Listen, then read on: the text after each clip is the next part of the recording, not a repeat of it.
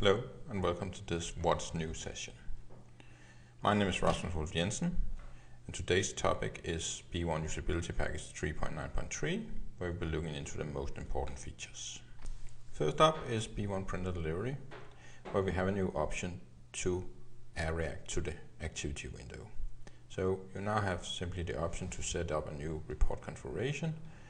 A new category arrived called Business Partner, where you have the activity under. So you can now press the email button to say send an activity when you add an activity and so on. Also to B1 Printer Delivery, in the report action for emails, we now have the option to use the consolidated business partner.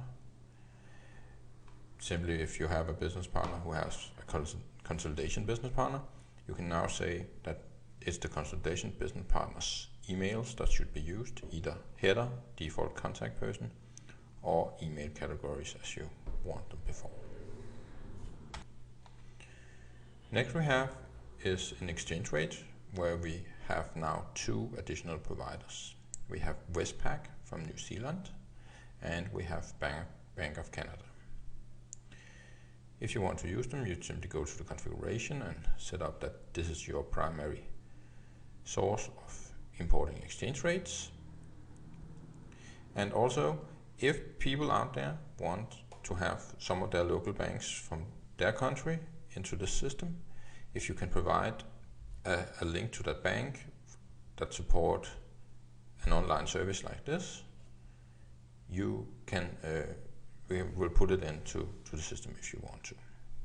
There's some specific requirements, so please contact the support email if you have a bank that you want to have put in. Moving on, we have a few new features for the CLIQ Grade. The first one is that we now finally have the state in here. So if you're from the US, you have the option to set state when using the CLIQ Grade. Also, CLIQ Grade's configuration have now a new option called Grade Address as both Bill to and Ship to.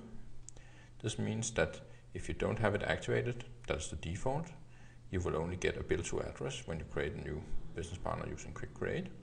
If you activate it, you will get a copy of that address in both Bill to and Ship to. Some people need that and other people don't, so we gave you the option. Next is in External Launcher. We had in the past a few simple common programs like Internet Explorer, Word, and so on. We have now extended the lists with some additional programs that often is used, like Chrome, Firefox, Skype, Mail, Notepad, and so on. You can of course use anything you want in the program, but these just help you get it set up faster if for the more common. Final new feature for this release is in Line Loop.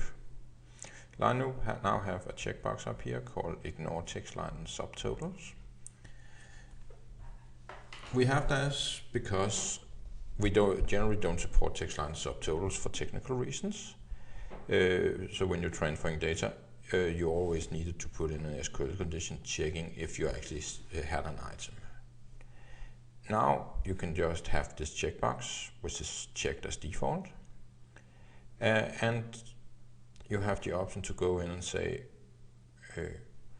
I don't even need to put in that additional SQL condition. It is taken care for me. The checkbox itself is only for sales and purchase documents.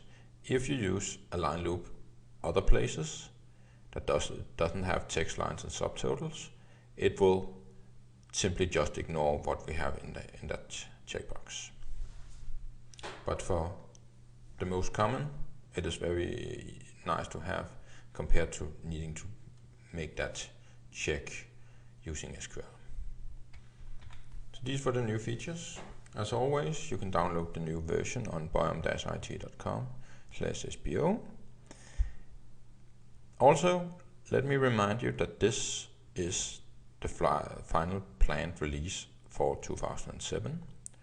There won't be a release of Usability Package in December due to the ramp up or beta we will have of 4.0, but tune in to that later on when we will reveal the sneak preview of that.